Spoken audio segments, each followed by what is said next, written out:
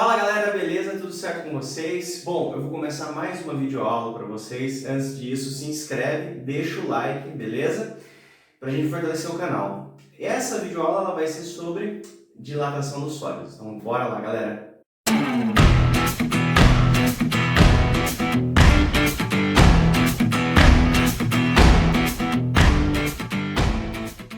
Bom galera, para falar de dilatação dos sólidos, a gente pode começar falando do seguinte: a gente tem algumas restrições dimensionais aqui. Como assim? Dilatação linear, superficial e volumétrica, a gente coloca, principalmente, lógico, na linear e na superficial, a gente coloca restrições de medidas, ou seja, a gente analisa ou só comprimento ou só a área. Mas a gente sabe que todo o material ele varia, volume, né, no caso, porque ele tem 3 dimensões, ok? Então fiquem espertos com isso, ok? Bora lá, a primeira dilatação que a gente vai falar é a dilatação linear. A dilatação linear, a gente relaciona ela com comprimento, variação do comprimento. Então, quando você tem, por exemplo, imagina que você tem uma linha férrea, sabe aquelas ferrovias? Bom, por que elas têm espaços? Por que elas têm intervalos? O que acontece de tão interessante ali? Basicamente, eles colocam esses intervalos, né, entre os trilhos para não acontecer de, por exemplo, num dia muito quente, elas dilatarem demais e uma sobrepor a outra, ou num dia muito frio elas comprimirem demais e o trem descarrilhar também. Então a gente tem que tomar um pouco de cuidado nos dois casos, causaria descarrilhamento, ok? Mas a gente tem que tomar um pouco de cuidado. A análise aqui eu estou fazendo de comprimento, mas eu poderia fazer também uma análise tridimensional dessa brincadeira, beleza? Ok, então tá. Todo material a gente sabe que ele comprime ou ele expande dependendo da variação de temperatura. Se eu vario a temperatura para mais, ele expande. Se eu vario a temperatura para menos, ele comprime. Tem um caso que é meio idiota, assim, que seria a água, mas a água eu vou deixar para outro momento, porque aqui eu estou falando de dilatação dos sólidos, ok? Então, ó, dilatação linear eu só considero o comprimento. Portanto, eu vou chamar de L0 o comprimento inicial e ΔL a variação de comprimento, ou seja, vai ser quanto ele ganhou ou quanto ele perdeu, dependendo do que eu estiver fazendo. E, portanto, o L vai ser o meu comprimento final da barra. Portanto, a gente já consegue definir que a variação do comprimento é o L menos o L0, ok? Isso é um fato que você não pode deixar de lado, ok? Tá, e aí a gente chega na formulinha, ΔL igual a L0 alfa ΔT. O que é alfa? Alfa é o coeficiente de dilatação linear. Ah, mas existem mais coeficientes? Sim. Isso depende do quê? Do material. Cada material, assim como cada material tem um calor específico, cada material tem um coeficiente de dilatação, ok? E a gente tem os diferentes tipos, né? A gente tem o linear, a gente tem o superficial e o volumétrico, que eu vou falar mais pra frente no vídeo. Então aqui a gente começou que o alfa é o coeficiente de dilatação linear. Qual que é a unidade do alfa, no caso, né? Ele vai ser 1 sobre graus Celsius, que é a mesma coisa que graus Celsius é menos 1. Então a unidade, vamos colocar assim, a unidade que a gente mais trabalha, né? É o grau Celsius a menos 1. E no SI? No SI seria Kelvin a menos 1, ok? Tem que tomar um pouco de cuidado, porque às vezes a gente fala assim, mas essa é a unidade que a gente mais trabalha, portanto é o SI. Não, tá? O sistema internacional, a temperatura é o Kelvin, portanto 1 sobre Kelvin é Kelvin elevado a menos 1, ok? Mas raramente aparece, ok?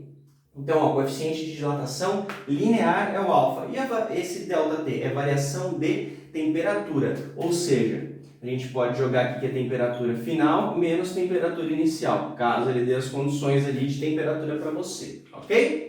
Beleza, então agora eu vou fazer a superficial e depois eu faço a volumétrica com vocês e as relações dos coeficientes e a gente taca a pau nos exercícios, beleza? Bora lá então, galera. Bom, galera, então voltando com vocês, aí a gente vai para a dilatação superficial, aí você fala, beleza. Por que você não colocou tudo bonitinho que nem você colocou da linear? Porque agora acaba sendo meio que intuitivo. Por quê? A dilatação superficial eu vou falar de quantas dimensões? Na linear eu falava de uma dimensão, na superficial eu vou falar de 2 dimensões. E esse 2D vai ser importante para você conseguir trabalhar com os coeficientes, ok? Então tá, a área, então aqui vai ser o que vai ser considerado, eu vou trabalhar com área, ok? Portanto, esse cara aqui do meio seria a minha área inicial, ok? E este cara em vermelho seria quanto de área ele ganhou aqui no caso, tudo bem? E aqui é a mesma coisa, a variação da área vai ser a área final menos a área inicial, certo? Mesmo raciocínio.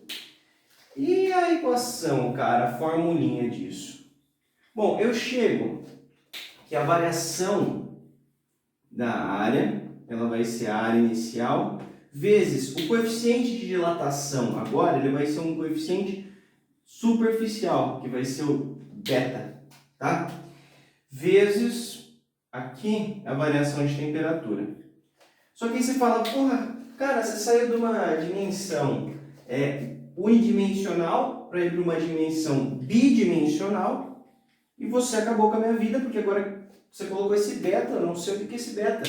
Como que eu uso esse beta? O beta, ele é o coeficiente de dilatação superficial. Então, aguarda, beta, coeficiente de dilatação superficial. E como é que você trabalha ele, cara? Cara, a gente sabe que como eu mudei para duas dimensões, então esse aqui vai ser o dobro da primeira dimensão. Portanto, o beta ele vai ser 2 vezes o alfa. Olha que legal, cara. E a unidade de beta? Bom, a unidade de beta a gente já sabe, porque ó, é graus Celsius a menos 1 é mais comum, ou Kelvin a menos 1. Olha que legal, cara. Beleza? Fácil, fácil, fácil, né? Bora para volumétrica e aí a gente começa a fazer exercício. Beleza, galerinha? Bom, galera, voltando então, ó, dilatação volumétrica. Ficou também intuitivo, não ficou, amigo? Porque agora, ó, eu estou trabalhando com volume. Portanto, o que vai acontecer? Eu vou ter lá, por exemplo, eu vou considerar aqui um sólido, tá? Sei lá, que eu vou fazer uma esfera, tá? E aqui eu vou considerar que ele ganhou, ele teve um aumento nas 3 dimensões. Então eu vou fazer como se fosse uma esfera aqui por cima desse cara, certo? Esse volume, certo? Aumentado, ele foi variação de volume, certo? Então a gente pode considerar também o mesmo raciocínio, a variação de volume, ele vai ser o volume final menos o volume inicial, certo? Então a gente acaba terminando que o raciocínio é logicamente o mesmo, tá? Só que agora a gente vai chegar e você fala assim, a equação, Rafa, é a mesma coisa? É, cara. Aqui vai ficar ΔV é igual a V0, só que agora eu tenho uma coisa chamada gama, tá? E aqui eu tenho a variação da temperatura. E o que é esse gama? Bom, se eu passei de unidimensional, tá, para tridimensional, eu vou falar que este gama ele é 3 vezes o alfa. Só isso, Rafa? Só isso, cara. Então a gente consegue falar o seguinte, tá? Que a partir dessa relação, a gente consegue determinar uma relação genérica para eles, tá? Que é o seguinte, ó, eu vou colocar alfa sobre 1, por exemplo, é igual a beta sobre 2, que é igual a gama sobre 3, ok? Essa relação é importante, porque às vezes você quer passar de beta para gama e aí você acaba fazendo alguma cagada, certo? Então aqui é importante você entender isso, ok? Tudo bem, pessoas? Bom, pessoal, dá para teoria, vamos fazer os exercícios e vamos ver o que rola, beleza? Bora lá!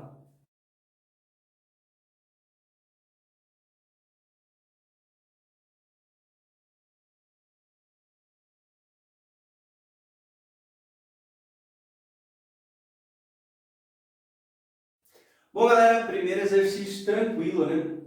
Ele fala o seguinte, eu tenho um coeficiente de dilatação linear 5π vezes 10 a menos 4 graus Celsius a menos 1. Ele tem um comprimento inicial, dessa barra ela tem um comprimento inicial de 2 metros, tá? E ela está encostada ali num disco, basicamente. Então, o que vai acontecer? Ela vai girar esse disco conforme ela aumentar, tudo bem? Então, basicamente, esse giro do disco, ele foi de 30 graus, tá? E esse 30 graus eu consigo associar com o comprimento, tudo bem? Porque a gente sabe que o comprimento de uma circunferência é o catiupiri, né? C igual a 2πr. Só que daí você toma um cuidado que é o seguinte, isso aqui é para uma circunferência inteira, portanto, ó, esse 2π, na verdade, ele não vai poder ser trabalhado. Por quê? Porque eu vou precisar trabalhar com 30 graus. Então eu sei o quê? Que 30 graus é quanto de uma circunferência? Vamos pensar assim, ó. Se uma circunferência completa ela é 360 graus, se eu pegar o 30, tá? Quantas vezes o 30 cabe no 360? Então vamos lá. A gente pode pensar o seguinte aqui, ó. Vai caber 12 vezes, não é isso? Sim? Então o que acontece? Esse cara cabe 12 vezes nesse meu amigo aqui, ó. Porque pensa comigo, aqui vai ficar assim, ó. 36 dividido por 3. Vai caber 1, 0. Beleza? Então isso significa que isso é um 12avos da minha circunferência. Isso às vezes é um pouco complicado de entender, mas isso tá me falando o quê? Eu vou ter que dividir isso aqui por 12, beleza? Então, ó, eu vou fazer aqui, ó, que o C vai ser 2πr dividido por 12, porque eu quero só um 12avos dessa minha circunferência. Para quê? O que vai ser esse C? Esse C, certo? Esse comprimento, tá? Vai ser a variação, né? O meu ΔL. Por quê? A barra vai empurrar esse disco, certo? A barra vai empurrar o disco e o quanto ele girar foi o quanto variou o comprimento da minha barra. Portanto, esse cara aqui vai ser o meu ΔL. Isso aqui é importante, ok? Tá, então a gente tem que analisar isso com um pouco de calma para fazer as simplificações necessárias, ok? Então a gente pode falar que o meu ΔL, então ele vai ser 2 vezes o π. O raio, ele é 30 centímetros, portanto tem que colocar 0,3, tem que dividir por 100 para deixar em metro, porque o comprimento da barra está em metro. Aqui dividido por 12. Eu posso simplificar esse cara, tá? Eu posso simplificar de muitas maneiras. Por exemplo, eu posso simplificar esse cara com esse, vai sobrar π vezes 0,3 sobre 6. E eu posso simplificar esses dois também por 3, por exemplo. Então vai ficar π vezes 0,1, certo? Dividido por 2. E tá ótimo, para mim tá legal aqui, ok? Agora eu vou apagar o quadro e aí a gente termina o exercício, beleza? Então bora lá. Bom, galera, chegamos à ideia então que o ΔL é π vezes 0,1 dividido por 2. Dá para simplificar mais? Dá, cara. Se você fizer 0,1 dividido por 2 dá 0,05. Portanto, meu ΔL ele vai ser π vezes 0,05. E este número não é tão interessante para mim se eu não trabalhar com notação científica. Portanto, esse cara vai ser π vezes 5 vezes 10 a menos 2. Por quê? Porque eu estou voltando, né? Na verdade, eu estou trabalhando com casas decimais aqui. E eu estou trazendo a vírgula para cá, certo? Então, teoricamente, eu tenho que colocar o expoente negativo. Isso aqui a unidade é o metro, tá bom? Beleza, aí acabou o exercício, porque simplesmente é só fazer que o ΔL é L0, alfa, ΔT, tá? E aí, o que vai acontecer? Bom, primeira ideia é que eu tenho aqui, ó, π vezes 5 vezes 10 a menos 2 é igual a 2 vezes 5π vezes 10 a menos 4. E aqui a temperatura vai ser a temperatura final menos 25. Ó, galera, dica importante, tá? Vamos resolver primeiro as coisas mais fáceis, por exemplo. 5 corta com 5, π corta com π, tá?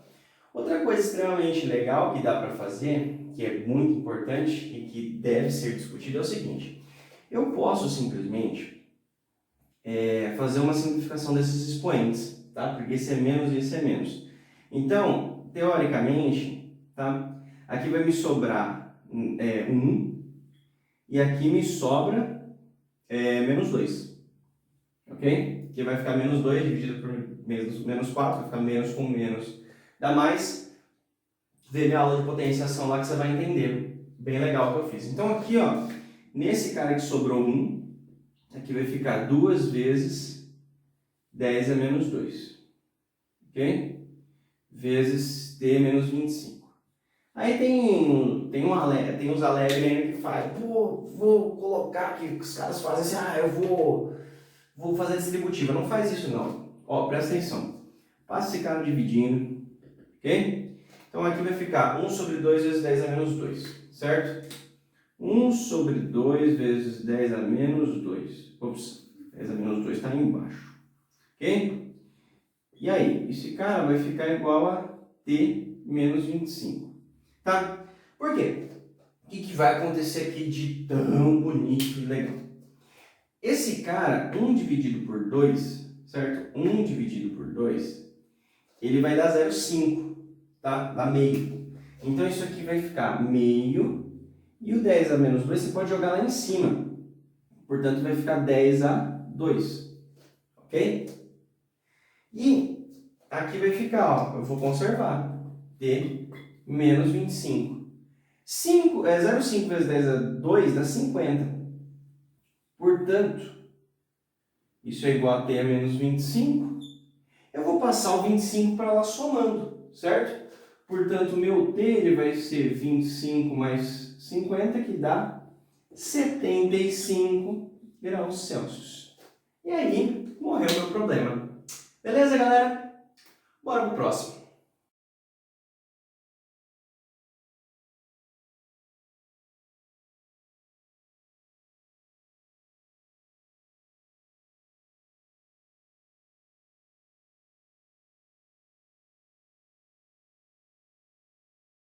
Bom, galera, esse exercício é tranquilo, tá? Ele começa falando do comprimento, mas basicamente ele quer o beta. Então, primeiro eu vou achar o alfa para depois achar o beta. Então, eu posso fazer o seguinte, ó. Eu chego que ΔL é L0, alfa, ΔT. O que é o ΔL? Vai ser 5 vezes 10 a menos 3, tá? O que é o L0? 5. O alfa, não sei. E a variação de temperatura, 50. Ah, mas é só isso? Pô, só isso, cara. Ó, corta 5 com 5, tá? E aí a gente vai trabalhar com o seguinte. Eu vou dividir isso aqui tudo por 50. Então, o que vai acontecer? Aqui vai ficar 10 elevado a menos 3 dividido por 50. Isso é igual a alfa. Tá, eu posso fazer uma manipulação. 50 é 5 vezes 10. Então, aí você fala assim, nossa, como você é um gênio, né? Ninguém pensaria nisso. Então, assim, ó, o que acontece? Isso aqui vai ficar 5 vezes 10. E eu posso jogar esse 10 para cima como 10 a menos 1. Então, vai ficar 10 elevado a menos 3 vezes 10 elevado a menos 1 dividido por 5. E o número que está aqui na frente, que está acompanhando todos esses caras, é o 1, certo? Então, agora eu vou fazer 1 dividido por 5. 1 dividido por 5 dá 0,2, cara. Então, olha lá, vai ficar 0,2 vezes 10 a menos 3 vezes 10 a menos 1. E você fala, meu Jesus Cristo.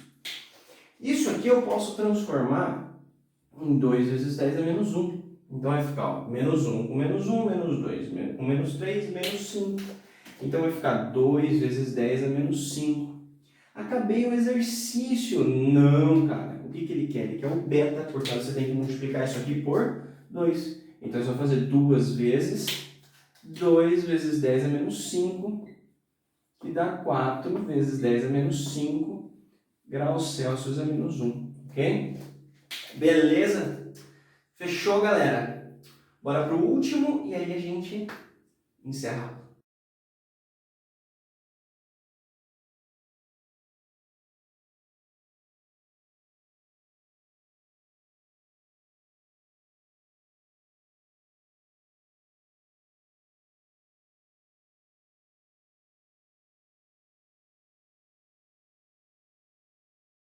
Vamos lá, galera, último exercício tranquilo. Vamos achar o ΔL. Primeira coisa, para resolver esse exercício a gente tem que achar o ΔL. Então aqui ficou L0, alfa, ΔT. Tá, então aqui vai ficar 5 vezes 10 a menos 5. ΔT é 40 menos 20, que dá 20. Tá? Então aqui vai ficar 100 vezes 10 a menos 5. Se eu transformar isso aqui em potência de base 10, eu chego que o meu ΔL vai dar 10 a menos 3 metros, tá? Vamos trabalhar pensando que o espaçamento é 1 centímetro. Então tá, eu vou ter que somar isso aí ao meu espaçamento. Então eu quero que o meu espaçamento ele seja de 1 centímetro, tá? Então o que vai acontecer? Aqui a gente pode imaginar o seguinte, 1 centímetro é a mesma coisa que 1 vezes 10 a menos 2 metros, ou seja, 0,01 metros, tá? Tudo bem. Então 10 a menos 3 metros vai ser a mesma coisa que 0,001 metros. Se eu somar esse com esse, põe um zero a mais aqui, vai ficar o quê? 0,011 metros. O que ele quer em metro? Não, ele quer em centímetro. Então o que eu vou fazer? Eu vou multiplicar por 100 no final. Então isso aqui vai acontecer o quê? Eu vou transformar em centímetro. Então vai ficar 0,011 metros vezes 100. Isso é a mesma coisa que 1,1 centímetros. Então esse tem que ser o meu espaçamento mínimo, tá? Para que ele fique com 1 centímetro de espaço entre os blocos. Beleza? Galera, se vocês gostaram, deixa o like, compartilha, tá? Dá essa força para o canal crescer, vocês me ajudam e, consequentemente, eu vou postando mais vídeos para auxiliar os estudos de vocês, ok? Um beijo e até o próximo vídeo.